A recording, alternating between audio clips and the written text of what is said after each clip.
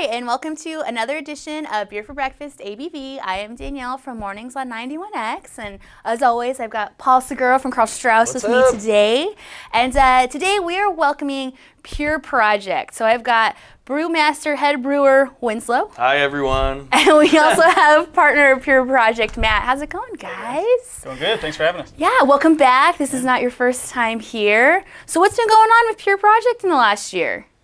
A lot of exciting stuff. I don't know. You want to elaborate a little bit, Matt? Yeah, sure. Well, we've had a good amount of growth. We've added some new tanks into the brewery. We've added, 3 20-barrel tanks in? We've almost doubled our fermentation space. Wow, 3 20s. Yeah. Awesome. Yeah, I think we'll probably hit around 1,200. Yeah, 1,200 this year and looking to do about 2,400 next year. Holy cow. So, yeah, we doubled last year in production. We're going to double again probably next year. Wow. Yeah. So you're doing like 2-a-days now on the brews? We double brew. We have a 7-barrel system, so we double brew and then, so double brew 3-4 days a week. Wow. Yeah. Awesome. Yeah. You had to hire more people and all of that? Yeah, we have 3 brewers now. Train some assistants? Yeah. Well, Growing pains. Yeah. It's good, though, to have the help. So what did you bring us today? So this is our last can release we had. It's called UC Merkley. This is a collab with Fieldwork Brewing. Alex Tweet, he was the original head brewer at Modern Times. Alex Tweet, he was the one responsible for Indra Canindra, right? Oh, he did Indra Canindra? Yeah, he worked at Ballast Point and then Yeah. helped start Modern Times, and now he started Fieldwork, and they're up in Berkeley. So we kind of did an homage to Berkeley and called it UC Merkley. Excellent. I dig the name. Yeah, so this is kind of a hazy style double with New Zealand Green Bullet hops, as well as Simcoe and a new varietal called BRU1. So it has a nice, just nice and fruity, drinkable, mango juice. Orangey, mango, yeah. Oh, mango. Oh, let's get into this. So what's the skinny with the BRU hop? Is that, what's the It's kind of like Mosaic, get a lot of that mango? just straight fruitiness, really subtle pine and actual the more bitter hop characteristics are more subtle, and then it really just emphasizes a lot of the fruitiness, tropical fruit. And Is it a high alpha hop? it's around 10, I believe. Okay. Yeah. What does alpha hop mean? Well, there are certain hops that are varieties that are high in alpha acids, which are good for bittering or sometimes multi-purpose, like mosaics. And then there are low variety hops that are good for aromatics and flavoring. Okay, so this is beyond more of the bitter side of hops? Is that what I'm understanding? This would be more like the fruity side. The fruity side of things, Yeah. okay. But you could use it as a bittering hop. Yeah. I like this.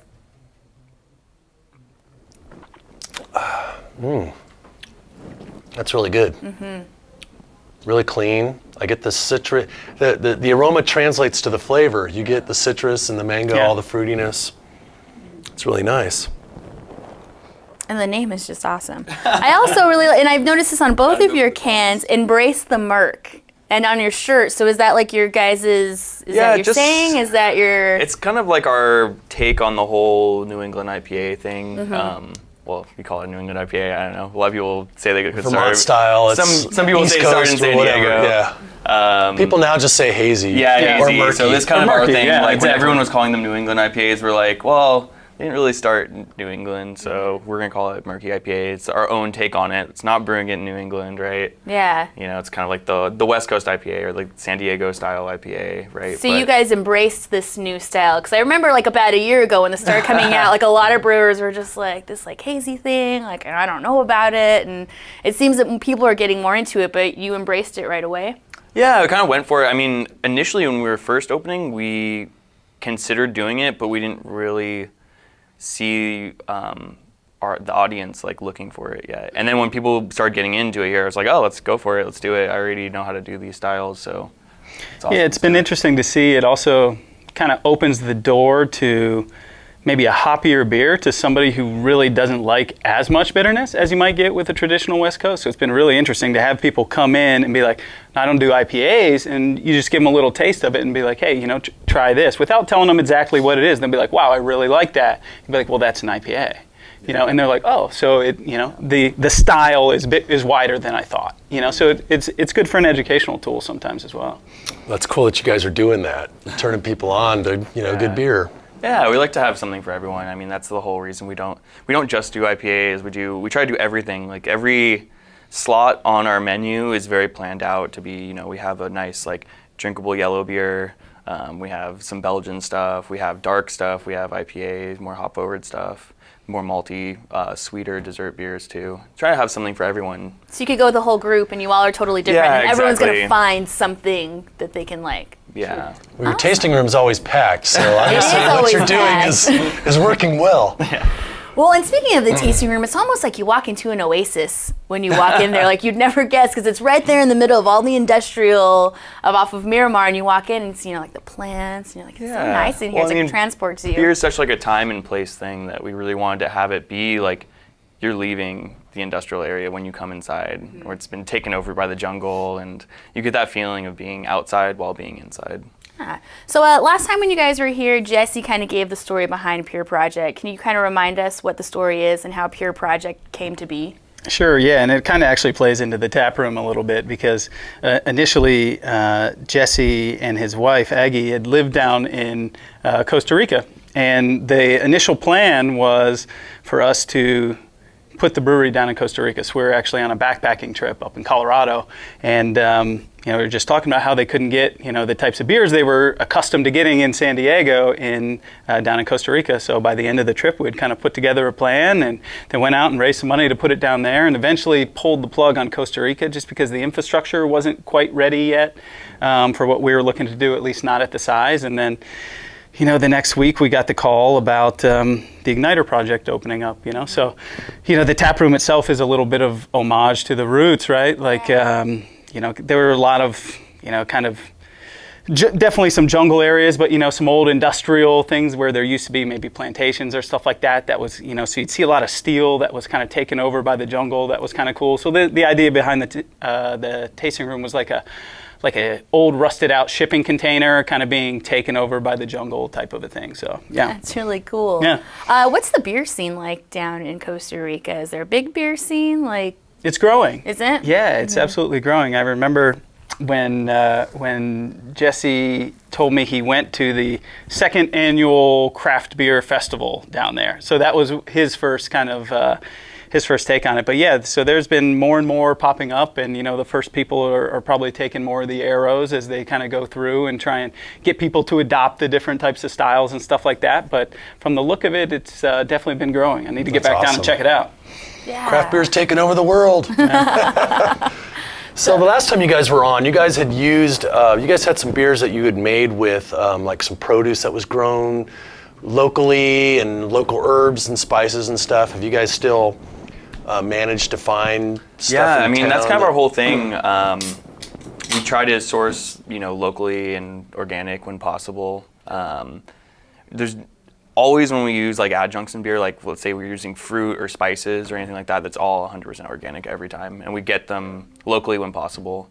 So it's kind of just trying to bring the idea of terroir, I guess, to beer and having it be more about a place, right? Instead of just, we collect all these ingredients from wherever. It does not important who grew it or who made it or anything or where it came from. This is the beer and this is what's important. I love that. Yeah, we want there to be a story behind the beer, Yeah. Yeah, we think it adds a lot of, I don't know, maybe the word is reverence to the beer. If you hear about who all was involved in making it, who grew it, what's interesting about the ingredients, it kind of brings you into the fold a little bit of, what's going on behind just the beer in your glass a little bit, because there were a lot of people involved and a lot of, blood, sweat, and tears went into it, making, the grain, the hops, the adjuncts, and then of course brewing it, and in some cases barrel aging. Right before we came here, we just got our first pallet of California malted, California grown grain from a new malting company called Admiral.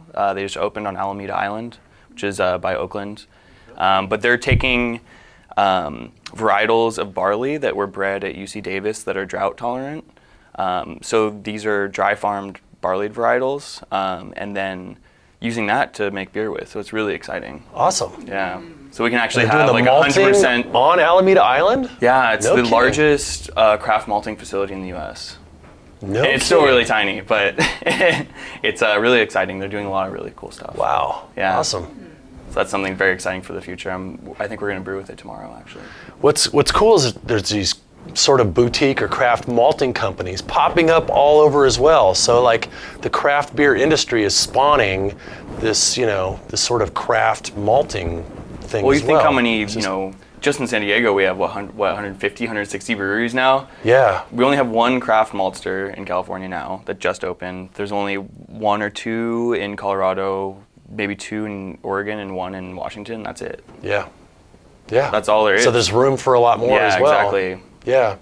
The other cool thing is they're taking some, new barley varieties, and they're pulling old ones maybe out of, barley banks or whatever, and growing those, and it's cool. So not only are we, as craft brewers, tweaking all these different materials, but new materials are constantly coming available. New hop varieties, new barley varieties. Yeah, it's so exciting. Yeah, I mean, the sky's the limit. Yeah. And there's so much music that hasn't been made yet. Yeah, exactly. Well, so what is the next beer that we're trying? So the next beer we have is our triple IPA. It's called Gatsby. This has all the finer hops in it: Crystal, Cashmere, and Triple Pearl.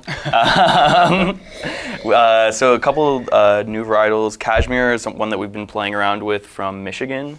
It has some nice Blueberry? Ooh. yeah, blueberry, a little bit of coconut also. Yeah. And also just kind of like a background of, traditional. Do you get the fruit blueberry, hops. Danielle? No, I just feel like I got punched in the face with hops though, in a really good way. But in a really good way. In a really good way. I mean, what else would you want to be punched in the face with other than hops? No, I like this to is. give her a hard time because she doesn't pick He up the always blueberry. says it tastes like blueberries. Like Mosaic? Yeah, That's what it tastes like, yeah, blueberry? totally. Yeah. Every time I'm like, I don't know what you're tasting, but no, this And is fantastic. cashmere. Yeah. Okay, what were the other ones? Crystal, which is kind of like Crystal. an older varietal, but we found this is a mission-grown Crystal, which has a really nice fruity profile to it. So I mean, that's a huge thing about where you grow the hops can change it completely. The you can have terroir. you can have something like Cascade, and you take it down to New Zealand and grow it, and all of a sudden it tastes like mango and banana instead of grapefruit and pine. Right. So it's a huge. So do you have to take those into consideration when you're making a beer, where the hops came from for the flavor yeah, profile you're definitely. looking for? Yeah. Like, oh, that's bad. I would Yeah. assume that a hop would taste the same no matter where you grew it. Well, I mean, you think about like a tomato, right? Or let's say Pinot Noir is all Burgundy is made of Pinot Noir. Then you bring Pinot Noir somewhere else, say California, and it tastes completely different than it would in Burgundy.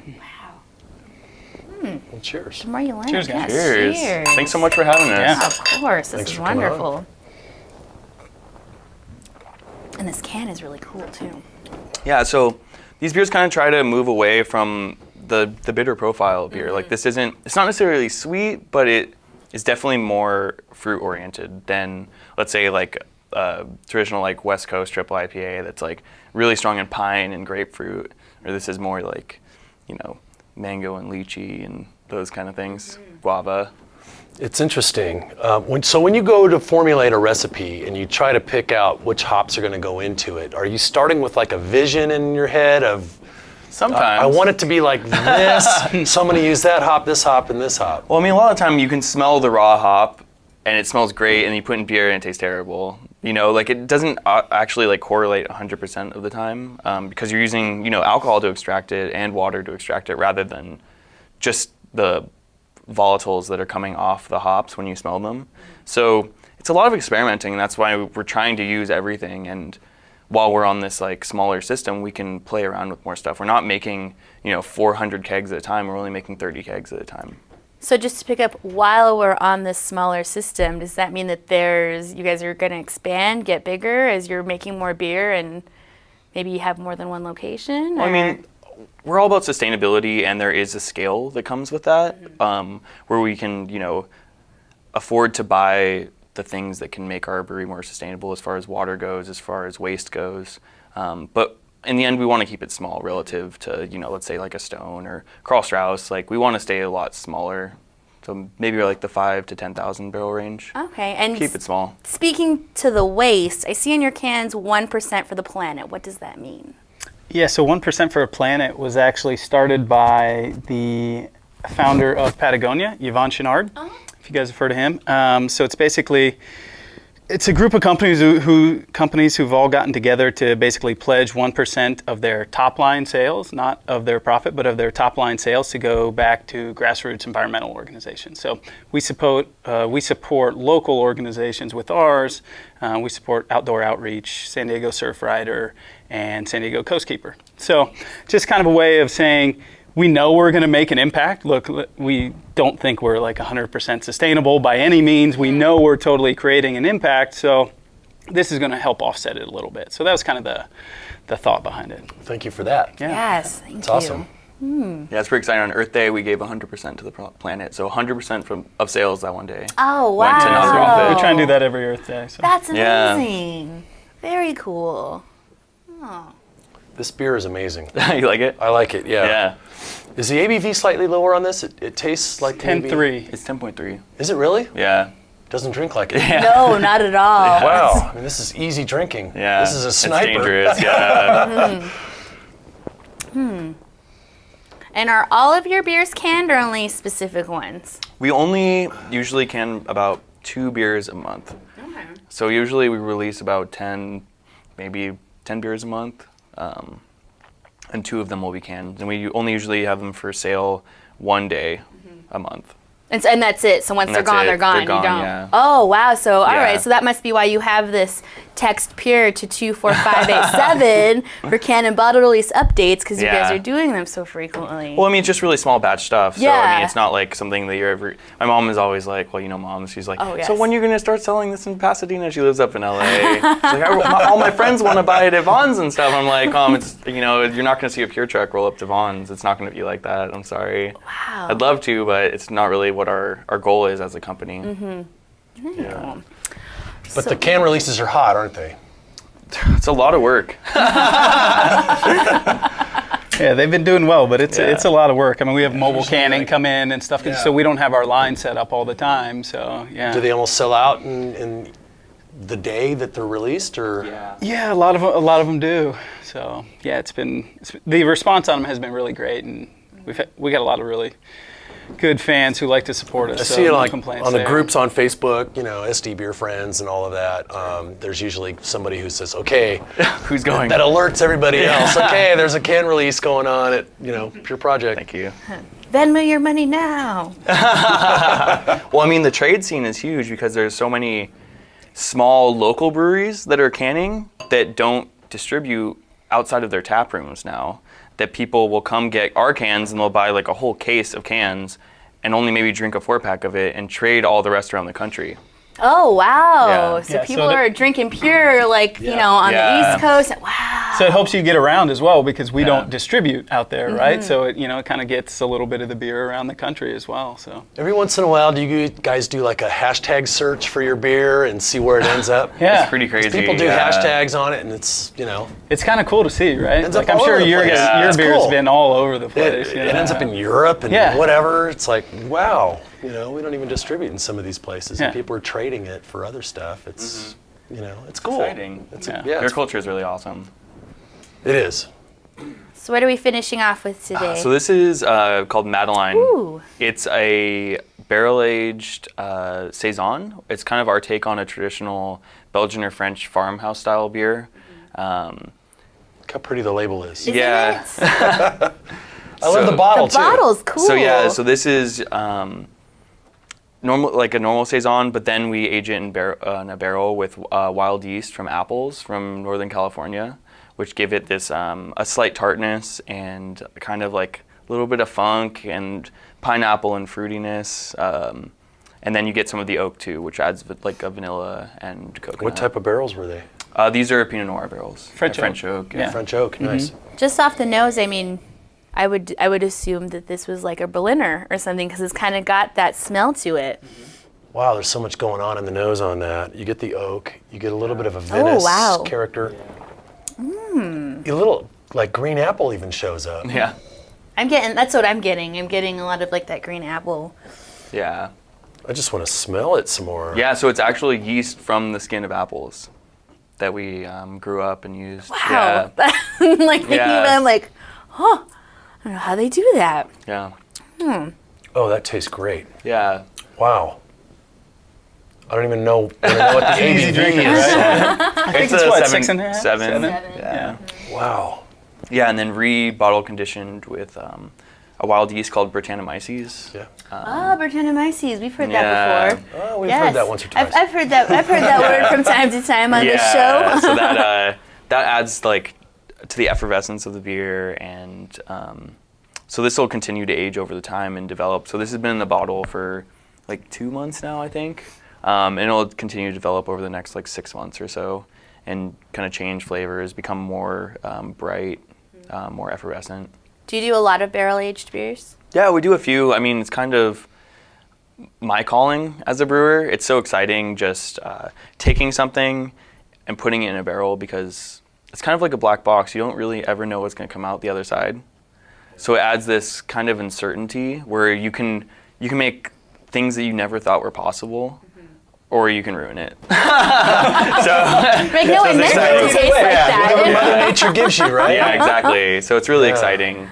Awesome. Well, this turned out really well. I mean, it's got just a subtle tartness that's there that makes it really refreshing, but not face puckering.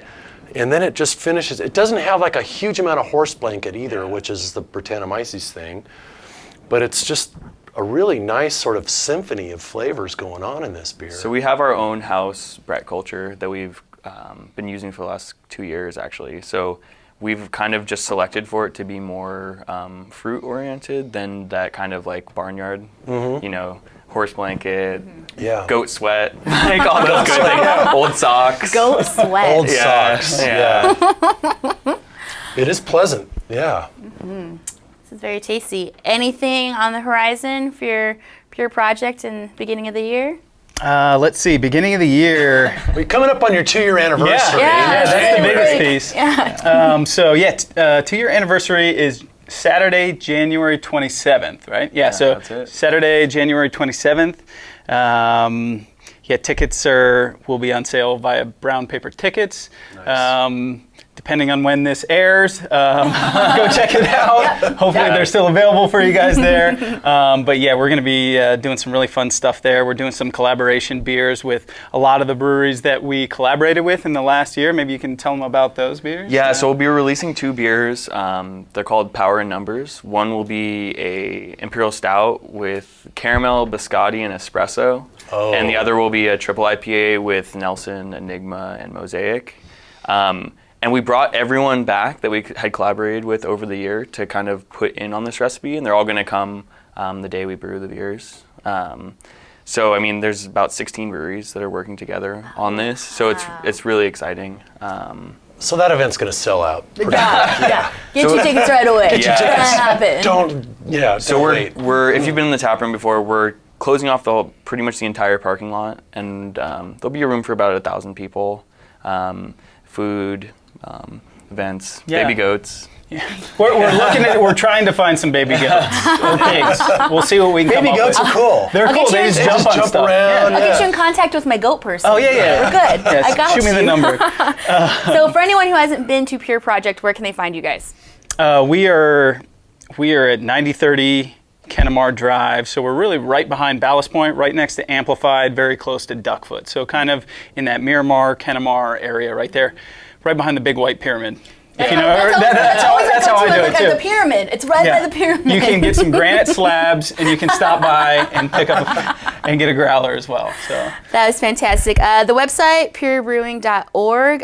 Thank you, Matt. Thank you, Winslow. This was fantastic. Keep up the good work, John. Thank you for having us. Cheers, guys. Appreciate it. Cheers, everyone. Cheers. Thanks so much for having us. And thank you for joining us for another Beer for Breakfast ABV. Maybe next week Garrett will be back. Maybe not. I don't know. Do we need him? Yeah, right. We don't need him. We got this. Thanks, guys. Cheers. Cheers.